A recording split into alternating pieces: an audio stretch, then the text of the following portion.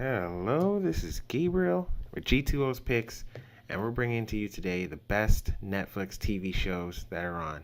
What we do is we do the hustle and bustle, we watch the shows, we review the shows, and then we bring to you what's the best of in this current week that we've been watching.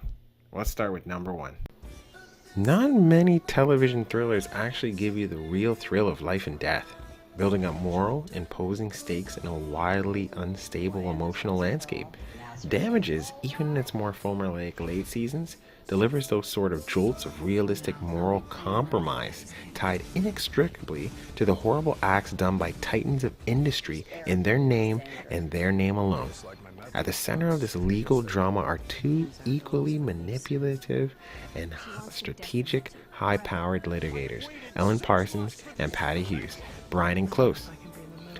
But its endlessly fascinating, meticulous, and often brutal depiction of the powerful, greedy is what gives this entire series its sting.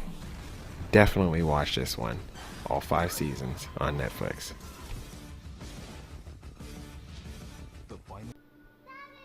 How do you catch a killer hidden in plain sight? Authorities in Belfast are stumped after a series of murders and enlist Gillian Anderson's Stella Gibson, an ice-cold expert investigator, to find out. This show is equal parts sultry and petrifying. A visceral and cerebral investigation of the relationship between lust and violence that stays just on the right side of lucrative. Perhaps the most feminine show on TV for the way it treats female characters and the way it explores the male sense of ownership over the female body. Stella Gibson goes against Jamie Dornan's Paul Spector, a handsome father and part-time serial killer who stalks, torments, and murders beautiful young women before grooming and posing their bodies. It's a psychologically perverse battle of the wits as the two hunters do-si-do in a high-stakes cat-and-mouse game, each turn leading to a new dead body. Anderson is impeccable in the role, and for those who've written off Jamie Dornan for his 50 Shades of Grey sins, The Fall completely absolves him. Paul Spector is magnetic in his repulsiveness. Even Stella is pulled in by his thrall as she tracks him, and their dynamic makes for one of the most compelling relationships on television. The Fall is layered, seductive, frightening, and absolutely much-watched TV.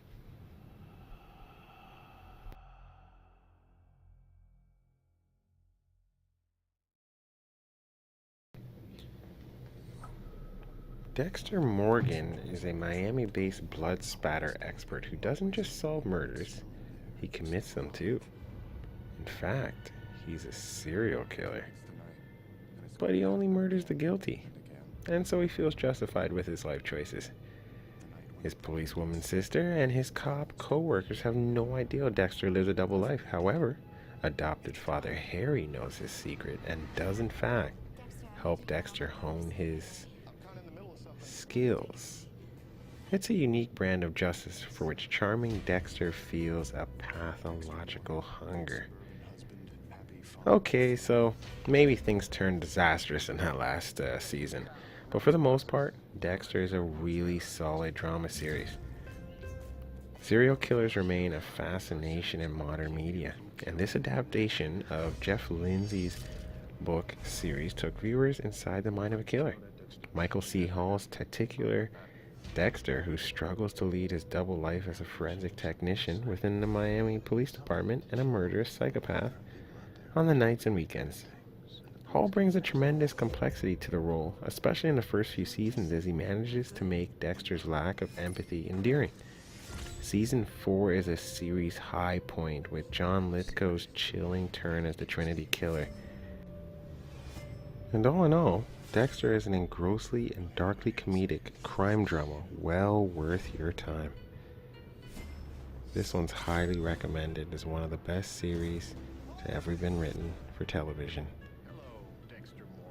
Feel free, go on over. It's not a show for kids, but definitely watch this one if you're a fan of television and great storytelling. Catching monsters is what I do best.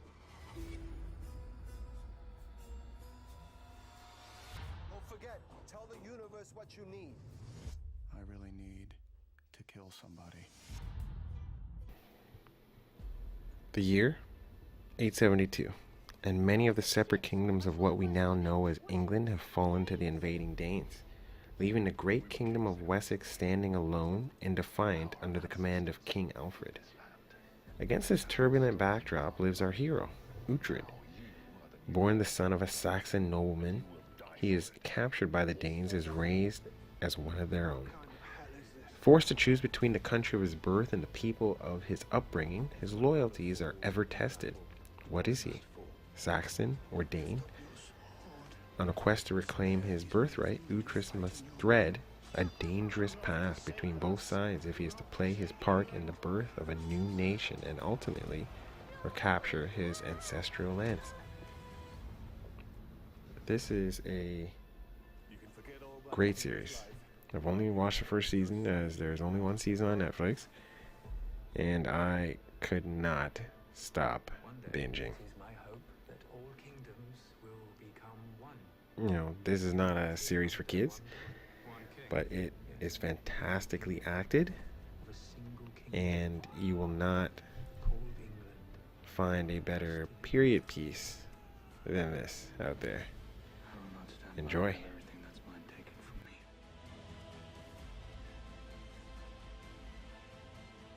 I'm going back to the beginning. Look, and if what I said just didn't win you over, when he does this, boom, head. I'm coming for you, son. Better watch this. The Last Kingdom. Make it yours.